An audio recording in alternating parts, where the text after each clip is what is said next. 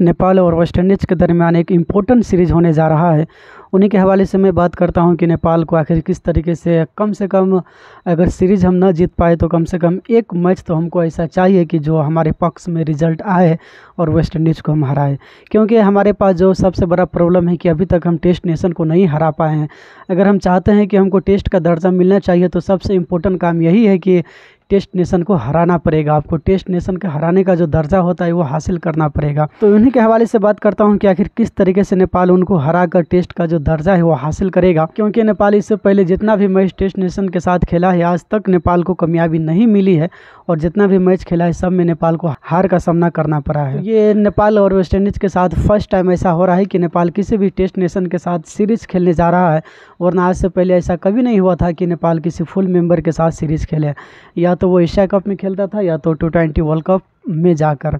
इससे पहले नेपाल कभी भी किसी फुल मेंबर के साथ सीरीज रखवा कर नहीं खेला है खुद से। तो नेपाल के हवाले से बताऊं तो जिस तरीके से नेपाल टॉप 10 T20 सीरीज़ खेल कर आया है तो इसमें प्रदर्शन आप ठीक ठाक कह सकते हैं। क्योंकि जिस तरीके से पाकिस्तान ए के खिलाफ 1 रन से नेपाल को हार का सामना करना पड़ा था, अगर यहाँ पे वो 1 रन का फ़र्क ना होता और नेपाल जीत जाता तो शायद आप बहुत ही अच्छा कहते कि नेपाल टॉप 10 T20 बहुत अच्छा खेल कर आया है, लेकिन 1 रन का फ़र्क रह गया, इसीलिए आप उनको ठीक ठाक कह सकते हैं। तो नेपाल के पास जो प्लस पॉइंट होने वाला है वो आदिल आलम अंसारी जिस तरीके से काफ़ी वक्त के बाद टीम में वापसी करने जा रहा है, और संदीप जोरा जिस तरीके से इंडिया में जाकर असम की टीम के साथ वो रन बनाया था वो काबिल तारीफ़ था। उम्मीद करता हूं कि कोई भी ऐसा खिलाड़ी नेपाल में हो जो हमेशा रन बनाना जानता हो, वरना अक्सर आप देखिएगा कि नेपाल के क्रिकेटरों के साथ जो मसला रहता है 10 मैच में से 1 मैच में वो 50 कर देगा या फिर 30-40 कर देगा, इसके बाद 9 मैच में वो 2-3 रन बना के आउट हो जाता है। तो ऐसा खिलाड़ी नहीं चाहिए टीम में, बल्कि ऐसा खिलाड़ी चाहिए जो हमेशा रन बनाना जानता हो। और 1-2 मैच ऐसा होता है कि कभी कल ख़राब हो जाता है, लेकिन हमेशा तो नहीं कि 10 में से आप एक ही मैच में चलिएगा और 9 मैच में आप आउट हो जाइएगा जल्द। तो ऐसा होने से टीम के ऊपर एक प्रेशर बनता है और टीम आगे तक नहीं पहुंच पाता है। शारजा के ग्राउंड के बारे में बताऊं तो ज़्यादा दूर जाने की ज़रूरत नहीं है, बल्कि कुछ ही दिन पहले UAE और पाकिस्तान और अफ़गानिस्तान के खिलाफ सीरीज हुआ था यहाँ पे।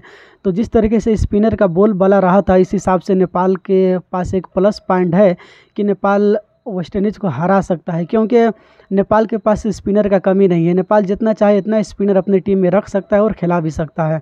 और वेस्ट इंडीज़ के बारे में तो अभी नहीं मालूम है, क्योंकि उनमें काफ़ी ऐसा खिलाड़ी है जो नया है, पता नहीं वो क्या करता है। और नेपाल के पास सबसे बड़ा जो रीज़न है वो संदीप लामिछाने है। अगर उनका गूगली काम कर जाएगा तो हराने के लिए वेस्ट इंडीज़ का ये काफ़ी हो सकता है। ये नहीं कहूँगा कि काफ़ी हो जाएगा, लेकिन हो सकता है जिस तरीके से वो बॉलिंग करता है। और ललित राजवंशी और संदीप के साथ तो आपको मैदान में उतरना ही पड़ेगा। उसके बाद फास्ट गेंदबाज में आप कह ले तो नंदन यादव, करण किसी सोमपाल के साथ आप 3 फास्ट के साथ जाएंगे या फिर नहीं, ये तो आने वाला वक्त बताएगा। मेरे ख्याल से आप 3 फास्टर के साथ नहीं जा सकते हैं, क्योंकि यहाँ पे स्पिनर का बॉल बला ज़्यादा रहता है। इसलिए स्पिनर जितना हो सके इतना आप रखिए, लेकिन फास्टर आप 2 ही लेकर जाइए यहाँ पे। और लास्ट में कराने के लिए आपके पास आदिल आलम भी रहता है और गुलशन झा भी है, जो लास्ट में मीडियम फास्ट वो गेंदबाजी कर सकता है। तो आप लोगों को क्या लगता है कि किस तरीके से नेपाल को मैच खेलना चाहिए? और टॉस जीतने के बाद सबसे पहले आपको बैटिंग करना पड़ेगा, क्योंकि जिस तरीके से वो सीरीज में मैच हुआ था 7 बार बैटिंग करने वाला टीम लगातार जीता था और फील्डिंग करने वाली टीम को लगातार 7 बार हार का सामना करना पड़ा था।